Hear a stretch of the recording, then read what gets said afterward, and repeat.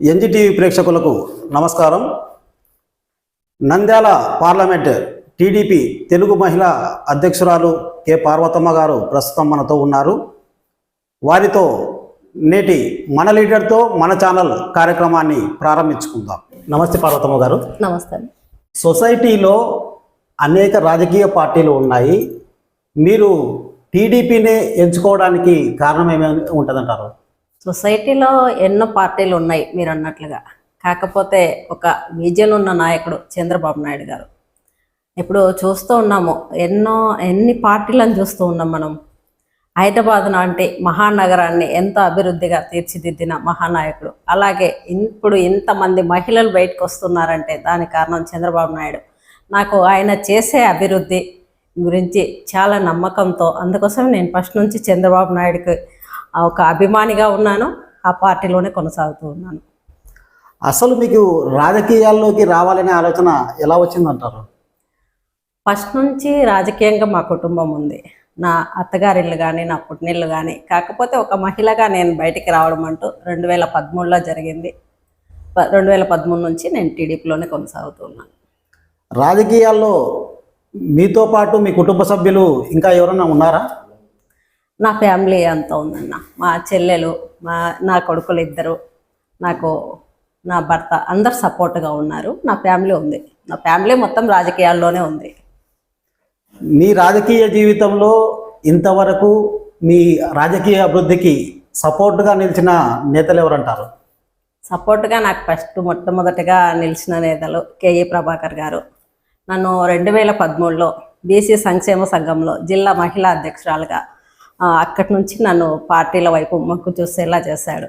ఆ తర్వాత ఏరాస్ ప్రతాప్ రెడ్డి గారు, ఇప్పుడు గౌరవ చరితమ్మ గారు ఆ సొంత సోదరిలాగా చూసుకుంటూ ఆమె ప్రతి కార్యక్రమంలో నన్ను ఆమెతో పాటు తీసుకెళ్తూ ఎంతో నాకు ప్రోత్సాహం కల్పిస్తూ ఉన్నారు. మీరు రాజకీయాలలో ఏ ఆశయంతోన మీరు రాజకీయాల్లోకి వచ్చారు? మేము ఎప్పుడూ అభివృద్ధి, మా చుట్టూ ఉండే ప్రజలకు ఎంతో సేవ చేయాలనేది ఒక ముఖ్య ఉద్దేశం. సేవ చేస్తూనే ఉంది మా కుటుంబం. రాజకీయ పరంగా ఉంటే ఇంకా ఎక్కువగా సేవలు అందించవచ్చు. నా చుట్టూ ఉన్న వాళ్ళకు, నన్ను నమ్ముకొని నా ఇంటి దగ్గరకు వచ్చిన వాళ్ళకు సేవలు అందించవచ్చు అనే ఒక ముఖ్య ఉద్దేశంతోనే నేను ఈ రాజకీయాల్లోకి రావడం. ఇప్పటి వరకు ప్రజలకు మీరు అందిస్తున్న సేవలు ఏమిటో కొన్ని చెప్తారా? ముఖ్యంగా ఇక్కడ మేము ఉండే ఏరియా వీకర్ సెక్షన్ కాలనీ. ఈ కాలనీలో అంత వెనుకబడిన తరగతుల వాళ్ళు ఉన్నారు. రెక్కాడితే కానీ దొక్కాడని జీవితాలు వారివి. అలాంటి వాళ్లకు చనిపోయినా కానీ వాళ్లకు ఆర్థికంగా ఏదో ఇబ్బందులు పడుతున్నా, ఆడపిల్ల పెళ్ళన్నా మా కుటుంబం నుంచి సహాయం, మా ఇంటి దగ్గరికి లేదు అని వచ్చిన వాళ్లకు ప్రతి ఒక్కరికి మా చేతనైనంత సహాయం అందిస్తూ ఉన్నాము. ముఖ్యంగా మట్టి ఖర్చులకు లేవు అంటే వాళ్లకు మేము సహాయం అందిస్తూ ఉన్నాము. ఆ వ్యక్తి దహన సంస్కారాలకు, అలాగే ఆడపిల్ల పెళ్ళిళ్ళకు. ప్రస్తుతం రాబోతున్న ఎన్నికల్లో తెలుగుదేశం పార్టీకి ఎటువంటి ఫలితాలు వస్తాయని మీరు భావిస్తున్నారు? తెలుగుదేశం పార్టీ 100%గా గెలుస్తూ ఉంది. ఎందుకంటే రాష్ట్రంలో ఎంతో ఇబ్బందులు ఎదుర్కొంటున్నారు. ప్రతి ఒక్కరూ చూస్తూ ఉన్నాం కదా, ఎక్కడ చూసినా అరాచకం పెట్టేగిపోయింది. ఏదో మేము గెలిచాము అని చెప్పుకుంటూ ఉన్నారు. ప్రజలకు ఎక్కడా కానీ వాళ్ళు సేవలు అందించింది లేదు, ఒక మంచి పని చేసింది లేదు. ఏదైనా చేస్తున్నామంటే అది తెలుగుదేశం పార్టీ అభివృద్ధి, మామూలుగా తెలుగుదేశం పార్టీ ఉన్నప్పుడు మాత్రమే అభివృద్ధి అనేది జరిగింది. ఇప్పుడు అభివృద్ధి బొత్తిగా శూన్యమైపోయింది. ఇలాంటి పార్టీని, ఇలాంటి నాయకులకు బుద్ధి చెప్పాలని ప్రజలు ఎదురు చూస్తూ ఉన్నారు. 100% వచ్చేది తెలుగుదేశం పార్టీ. అదేంటండి, వైసీపీ వాళ్ళు చూస్తేనేమో అనేక సంక్షేమ పథకాలు ప్రజలకు మేము పెట్టాము, అసలు మేము పెట్టినట్టు ఏ ప్రభుత్వం కానీ పెట్టలేదు. జగనన్న దీవెన కానీ, అమ్మఒడి కానీ, వైఎస్ఆర్ ఆసరా కానీ, జగనన్న తోడు కానీ, ఇట్లా చాలా పథకాలు మహిళలకి ఇస్తున్నాము. అలాగే పొదుపు వాళ్ళకి 0 వడ్డీ, ఇట్లా రకరకాల పథకాలు పెట్టినాము, ఎవరు చేయలేదని చెప్పి వైసీపీ వాళ్ళు చెప్తున్నారు. మీరేమో ఈ ఎన్నికల్లో తెలుగుదేశం పార్టీ బంపర్ మెజార్టీ వస్తుందని మీరు చెప్తున్నారు. ఇది ఎలా సాధ్యమవుతుంది? ఇప్పుడు వాళ్ళు ఏం చేస్తున్నారన్నా, నేను ఇస్తున్నా అమ్మఒడి ఇస్తున్నా అంటున్నాడు. ఫస్ట్ ఇంట్లో ఎంతమంది పిల్లలు ఉంటే అంత మందికి ఇస్తా అన్నాడు. ఇప్పుడు ఒక్కరికే ఇస్తున్నాడు. అది తగ్గించుకుంటూ ఫస్ట్ 14,000, 13,000, ఇప్పుడు 9,000.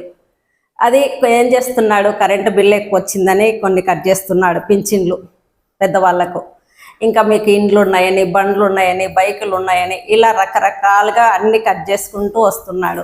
నిత్యావసర వస్తువులు ప్రతి ఒక్కటి ఆకాశాన్ని అంటుతూ ఉన్నాయి. ఇలాంటి సందర్భాల్లో పేదలు ఎలా బతుకుతారు? నువ్వు ఇస్తున్నావు, ఎంతమందికి ఇస్తున్నావు? 10 మందికి ఇస్తున్నావు. దీని నుంచి 190 మంది ఇబ్బంది పడుతూ ఉన్నారు కదా. ప్రతి ఒక్కరికి అదే రేటే కదా నువ్వు పెట్టిన రేట్లు. సొంత ఇంటికి బాడీలు కట్టుకున్నట్టుగా ఉంది ఇప్పుడుండే పరిస్థితి. కరెంటు బిల్లులు అయితే ఇప్పటికి 8 సార్లు సంపూర్ణ మద్యపాన నిషేధం అన్నావు. అది మద్యపాన నిషేధం చేశాకే మళ్ళీ ఓట్లు అడుగుతా అన్నావు. మళ్ళీ ఇప్పుడు ఓట్లు అడుగుతూ ఉన్నావు. ఎలా నమ్ముతారు మిమ్మల్ని జనాలు? అది కానీ ఒకసారి మీరు ఆలోచన చేసుకుంటే బాగుంటుంది. అదేంటండి, ఇంటి వద్దకే బియ్యం, ఇంటి వద్దకే పెన్షన్, ఇటువంటి స్కీమ్లు మీ పార్టీ హయాంలో జరిగలేవు కదా.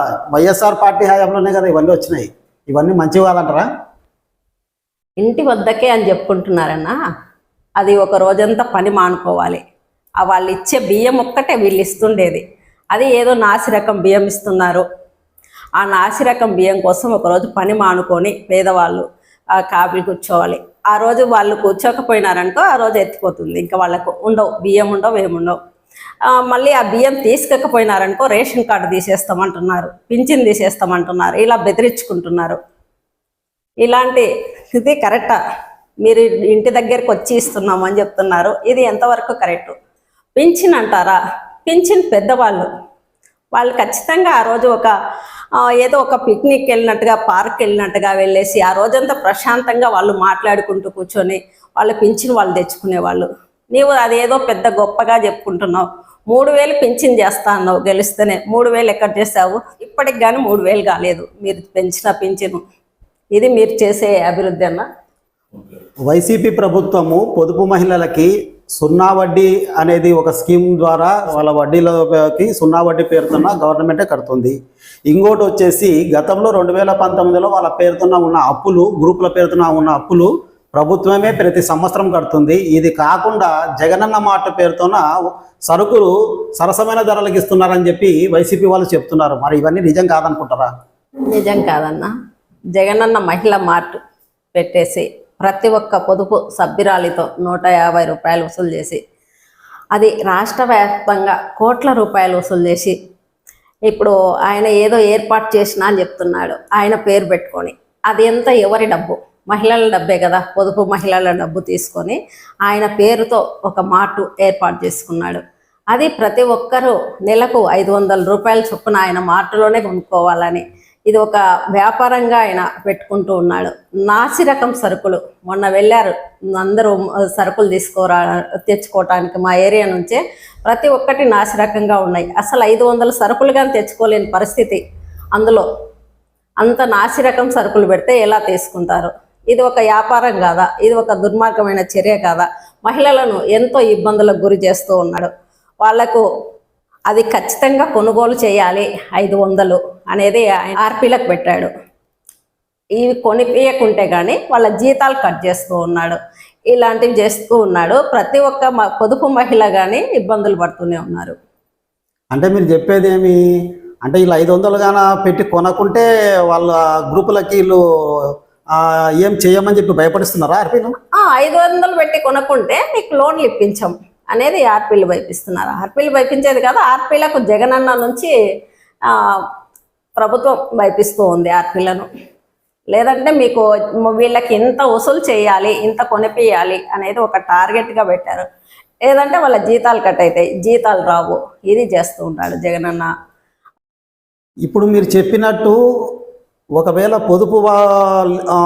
పొదుపు లీడర్లకు కానీ పొదుపు సభ్యురాళ్ళకు కానీ ఇటువంటి సమస్యలు ఉన్నప్పుడు మరి మీరు తెలుగు మహిళా నాయకురాలుగా మరి కార్యక్రమాలు ఏమైనా రూపొందించవచ్చు కదా, ఎందుకు రూపొందించలేరు? మీరు రూపొందిస్తున్నామన్నా. ప్రతి ఒక్కటి క్వశ్చన్ చేస్తూనే వెళ్తున్నాము. వాళ్ళు చేసిన ప్రతిదానికి కానీ మేము క్వశ్చన్ చేస్తూ ఉన్నాము. మాకు పైనుంచి ఏదైతే ఆదేశిస్తారో అవన్నీ ఖచ్చితంగా మేము పెడుతూనే ఉన్నాం, చేస్తూ ఉన్నాం, ప్రజల్లోకి తీసుకెళ్తూ ఉన్నాము. ప్రజలందరూ కానీ చూస్తూ ఉన్నారు, ఎప్పుడెప్పుడు దించేయాలని ప్రతి ఒక్కరు ఎదురు చూస్తూ ఉన్నారు. మహిళలు ముఖ్యంగా వాళ్ళు ఎదుర్కొంటున్న సమస్యలు ఎన్ని కావు. అందుకోసం ప్రతి ఒక్కరూ దీని మీదనే అందరూ ఉన్నారన్న. ఏమంటే బయటికి వచ్చి చెప్పుకోలేని పరిస్థితుల్లో ఉన్నారు. పార్వతమ్మ గారు, మహిళలకి జగనన్న పథకాల పేరుతోన మహిళల పేరుతోన 10,000 స్కీమ్ ఒకటిస్తున్నారు. తర్వాత 45 ఏళ్ళు నిండిన వాళ్ళకి 18,750 18,500 ఇస్తున్నారు. ఇది కాక 2,000 ఉన్న పెన్షన్లని 3,000 చేసినాడు. ఇవన్నీ జగన్మోహన్ రెడ్డి చేస్తుంటే మీరు తెలుగుదేశం వాళ్ళు పని కట్టుకొని జగన్మోహన్ రెడ్డిని బ్లేబుల్ లేపుతున్నారని మేము అనుకోవచ్చా? అన్న, ఈయన ఇస్తున్నది ఏం కాదు, 200 ఉండేది 2,000 చేసినది పింఛను చంద్రబాబు నాయుడు గారు. ఇప్పుడు ఈయన వచ్చి నేను 3,000 చేస్తా అన్నాడు. 3,000 ఎక్కడ చేస్తాడు? ఇప్పుడు కానీ 3,000 రావట్లేదన్న. 2,750 రూపాయలు పింఛను వస్తూ ఉంది మహిళలకు. ఇదన్న ఆయన చేసేది. ఇప్పుడు వైసీపీ నాయకులు కావచ్చు, ముఖ్యమంత్రి జగన్మోహన్ రెడ్డి కావచ్చు, తాము చేసిన పథకాల వల్లనే రాబోయే ఎన్నికల్లో వై నాట్ 175 అనే నినాదంతోన వైసీపీ నేతలందరూ ఈ ఎన్నికల్లో ముందుకు పోతున్నారు. మరి వాళ్ళు అంత కాన్ఫిడెన్స్తో పోయేటప్పుడు మీ తెలుగుదేశం పార్టీ మీరు ఎన్ని విజయాలు సాధిస్తారు అని మీరు భావిస్తున్నారు? వాళ్ళేమో వైసీపీ వాళ్ళేమో రాబోయేది కానీ మా జగనన్న ప్రభుత్వం అని వాళ్ళు కాన్ఫిడెన్స్గా చెప్తున్నారు. మరి దీనిపైన మీ అభిప్రాయం ఏమి? 175కు 175 మేము సంపాదిస్తాము, మళ్ళీ గెలుస్తాము, మళ్ళీ మేము ఇన్ని తెచ్చుకుంటామని చెప్తున్నారు జగన్మోహన్ రెడ్డి గారు. ఇప్పుడు ఆయన సొంత ఎమ్మెల్యేలను ఎంపీలను ఎందుకు మారుస్తున్నారు? ఆయన మీద ఆయనకు అంత నమ్మకం ఉన్నప్పుడు వీళ్ళని మార్చాల్సిన అవసరం ఏముంది? ఆయన ప్రభుత్వం మీద అంత నమ్మకం ఉన్నప్పుడు ఈయన చేసిన తప్పులకు ఆయన ఎంపీలను ఎమ్మెల్యేలను బలి పశువులుగా వాడుకుంటున్నాడు తప్ప వాళ్ళను ఎటువంటి ఉపయోగం లేని వ్యక్తులుగా. ఏదో ఆయన ఏం చెప్పాడంటే ఫస్ట్లో, నేను ఎవరిని నిలబెట్టినా కానీ, రోడ్డు మీద పోయే కుక్కని నిలబెట్టినా కానీ అది గెలుస్తోంది నా పేరుతో అనేది ఒక జగన్మోహన్ రెడ్డి వాదన. అదే ఉన్నప్పుడు ఇప్పుడు మార్చాల్సిన అవసరం లేదు. ఎవరిని ఆయన అట్లనే పెట్టచ్చు కదా, ప్రతి ఒక్కరిని మార్చకుండా. నేను మంచి చేసినా అని చెప్పుకుంటూ ఉన్నాడు. మంచి చేసినప్పుడు ఎందుకు మార్చాలి? ఎందుకు ఎమ్మెల్యేలను ఎంపీలను మారుస్తున్నారు? ఇప్పుడు ముఖ్యమంత్రి గారు ఎవరికి సీట్లు ఇవ్వాలా ఏంలే, అసలు ఎవరిని మార్చాలా ఎవరిని మార్చకూడదు అనేది కానీ మీరు టీడీపీలో చెప్పేటట్టున్నారు ఇప్పుడు చూస్తుంటే ముందు. అన్న, నీకు ఎంపీలు ఎమ్మెల్యేలు అవసరం లేదు. ఇక్కడ ఉండేది ఒక్కటే అధిష్టానం, ఏది చెప్తే అది చెయ్యాలన్నప్పుడు ఇదంతా అవసరం లేనప్పుడు ఎందుకు మార్చాల్సి వచ్చిందని మేము అడుగుతున్నాం. నీవు బాగా పాలన అందించినప్పుడు నీ ఎమ్మెల్యేలు మంచి పాలన అందిస్తారు, నీ ఎంపీలు మంచి పాలన అందిస్తారు, ఎందుకు మార్చినావు అని మాత్రం మేము క్వశ్చన్ చేస్తున్నామన్నా. అది కానీ వాళ్ళు కానీ చూస్తూ ఉన్నారు. ప్రతి ఒక్కరూ దీని గురించి మాట్లాడలేకపోవచ్చేమో కానీ ప్రతి ఒక్కరి మనసులో ఉంది ఇది. వైసీపీ ప్రభుత్వానికి తెలుగుదేశం పాలనకు మధ్య తేడా మీరు గమనించిన తేడా ఏముందంటారు? చంద్రబాబు పాలనకి ఇప్పుడున్న జగన్మోహన్ రెడ్డి పాలనకు వీరిద్దరి పాలనలో ఏది బెస్టు, ఏది బాగాలేదు అని మీరు భావిస్తున్నారు? వాళ్ళు చేసిన పథకాలు ఏంది, వీళ్ళు చేసిన పథకాలు ఏంది? చంద్రబాబు నాయుడు ఏమంత గొప్ప పథకాలు చేసినాడు మీ దృష్టిలో? జగన్మోహన్ రెడ్డి ఏమంత పనికిరాని పథకాలు చేసినాడు? చంద్రబాబు నాయుడు గారు రాష్ట్రం విడిపోయి ఎంతో అప్పులలో ఉన్నప్పుడు కానీ రాష్ట్రాన్ని ఒక దారిలో పెట్టాలని రాజధాని కోసం ఎంతో కష్టపడుతూ, అలాగే ఎక్కడ కానీ సంక్షేమం కుంటుపడకుండా ప్రతి ఒక్కరికి అందిస్తూ వచ్చాడు. ఇప్పుడు జగన్మోహన్ రెడ్డి ప్రభుత్వం వచ్చింది, వీళ్ళు ఏం చేస్తున్నారన్నా, అసలు రాష్ట్రం 3 రాజధాని ముక్కలు చేసేసి ఆడుకుంటున్నారు. చిన్న పిల్లలు కానీ చెప్పలేకపోతున్నారు మీ రాజధాని ఏది అంటే. ఇలాంటి రాజధాని లేని రాష్ట్రంలో మనమంతా ఉన్నాము. ఇలా చెప్పుకుంటూ పోతే ఎన్నో ఉన్నాయి. వీళ్ళు గెలిచారు, అభివృద్ధి వైపు లేదు. వీళ్ళు ఎంతసేపు ఉన్నా కానీ ప్రతిపక్షంలో ఉన్నట్టుగా చేస్తూ ఉన్నారు. ఎవరితో అభివృద్ధి చేద్దాము, ఈ పనులు చేద్దాము ఇట్లాంటివి లేదు. యువతలు వాళ్ళ మీద విమర్శలకు ఎక్కువగా కాలు దూవుతూ ఉన్నారు. జగన్మోహన్ రెడ్డిని గెలవలేకనే తెలుగుదేశం పార్టీ అధినేత చంద్రబాబు నాయుడు సొంత చెల్లెల్ని ఆయనకు వ్యతిరేకంగా రాజకీయాల్లోకి, కాంగ్రెస్ పార్టీలోకి పంపించి ఈరోజు జగన్మోహన్ రెడ్డి పైన ఘాటు విమర్శలు సొంత చెల్లెలతోనే చేపిస్తున్నాడనే ఒక వాదన బయట వినిపిస్తుంది. దీనిలో నిజం ఉందంటారా? ఆమె సొంతం ఆయన చెల్లెలన్న చంద్రబాబు నాయుడు చెప్తేనో ఇంకొకరు చెప్తేనో చేసే వ్యక్తి కాదు. వైఎస్ఆర్ పార్టీ కోసం తను ఎన్నో వేల కిలోమీటర్లు నడిచి ఆ పార్టీకి వాళ్ళ అన్నను ముఖ్యమంత్రిని చేయాలని ఎంతో కష్టపడిన ఒక సోదరిమణిని ఇప్పుడు వాళ్ళ పార్టీ వాళ్ళే విమర్శలు చేస్తున్నారు. అది చంద్రబాబు నాయుడు గారు చెప్తేనే చేస్తుంది ఆమె అనడం చాలా విచిత్రమైన విషయం, చాలా విడ్డూరంగా ఉంది చెప్తుంటే. కానీ వాళ్ళు విమర్శలు వాళ్ళు తేల్చుకోలేక ఆడపిల్లల్ని మాట్లాడడం అనేది, సొంత తల్లిని చెల్లిని ఎవరిని పట్టించుకొని ఆ వైఎస్ఆర్ గవర్నమెంట్ మరి ఇక్కడ రాష్ట్రంలో మహిళలకు ఏదో చేస్తామని చెప్తున్నాడు. ఏ మహిళ నమ్ముతుంది వీళ్ళను? సొంత చెల్లెల మీదనే విమర్శలు చేస్తుంటే కానీ నోరు మూసుకొని కూర్చున్నాడు జగన్మోహన్ రెడ్డి. ఇంతవరకు చెల్లెల్ని ఒక మాట అనొద్దండి అనేది లేదు. కాకపోతే ఆమె తప్పుగా మాట్లాడిందని కానీ చెప్పట్లేదు. ఆమె ఉండేది కరెక్ట్గా మాట్లాడుతుంది. శర్మిల గారి గురించి మాట్లాడడం చాలా తప్పు. ఏంటంటే ఆమె ఫస్ట్ నుంచి కానీ ముక్కుచూటిగా వాళ్ళ నాన్నకు ఏదైతే చేశాడో అలాగా చెయ్యాలి అనే ఒక ముఖ్య ఉద్దేశంతోనే వైఎస్ఆర్ పేరు చెప్పుకొని ఆమె వస్తూ ఉంది. వైఎస్ఆర్ పేరు చెప్పడమే ఉంది, వైఎస్ఆర్ కూతురు ఆమె. అది జగన్మోహన్ రెడ్డి సొంత చెల్లెలు. ఆమె చంద్రబాబు నాయుడుకో ఇంకొకరికి బంధువు కాదు. సొంత అన్న మీద ఏ చెల్లెలు విమర్శలు చేయదు. ఆమె అభివృద్ధి దేశాన్ని మా నాన్నగారు ఎలా పాలించారు మేము అలా పాలించాలి అన్న ఒక ముఖ్య ఉద్దేశంతోనే ఆమె తప్పులను ఎత్తి చూపిస్తూ ఉంది. మీ అమూల్యమైన సమయాన్ని మా ఎన్జిటీవీ కేటాయించినందుకు ధన్యవాదాలండి. నమస్తే అన్న. చూశారుగా నంద్యాల పార్లమెంటు టీడీపీ తెలుగు మహిళా అధ్యక్షురాలు కె పార్వతమ్మ గారు వెల్లడించిన అంశాలు. ఇంతటితో ఈ కార్యక్రమం సమాప్తం. మరో నేతతో మన లీడర్ మన ఛానల్ కార్యక్రమంలో మళ్ళీ కలుద్దాం. అంతవరకు సెలవు. నమస్తే.